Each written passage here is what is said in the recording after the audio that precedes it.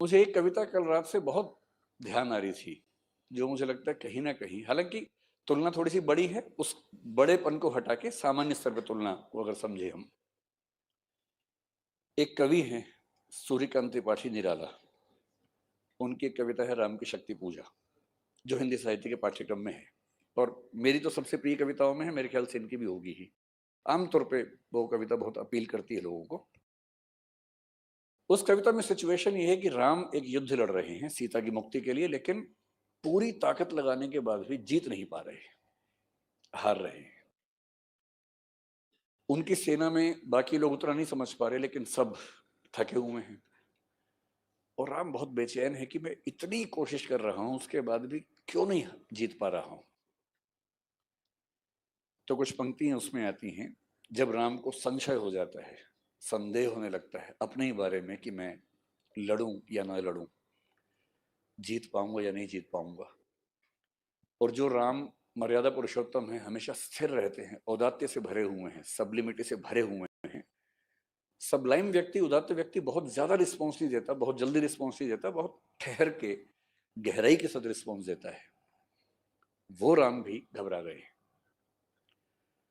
और तब निराला रखते हैं, स्थिर राघवेंद्र को हिला रहा फिर संशय, रह उठता जगजीवन में रावण जय भय, जो नहीं हुआ हृदय आज तक रिपुदम में शांत, एक भी अयुत लक्ष्मी रहा जो दुराक्रांत, कल लड़ने को हो रहा विकल वह बार बार, असमर्थ मानता मन उद्यत हो हार हार। मन घबरा गया है, असमर्थ हो गए हैं,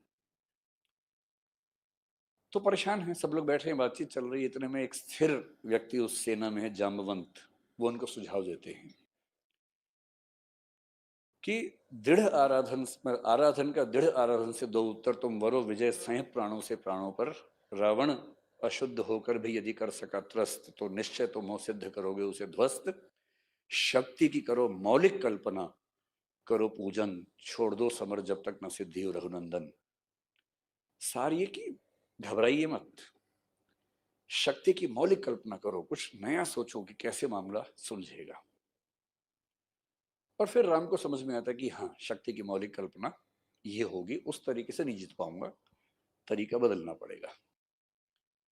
फिर वो तरीका बदलते हैं, साधना करते हैं, दुर्गा की साधना करते हैं।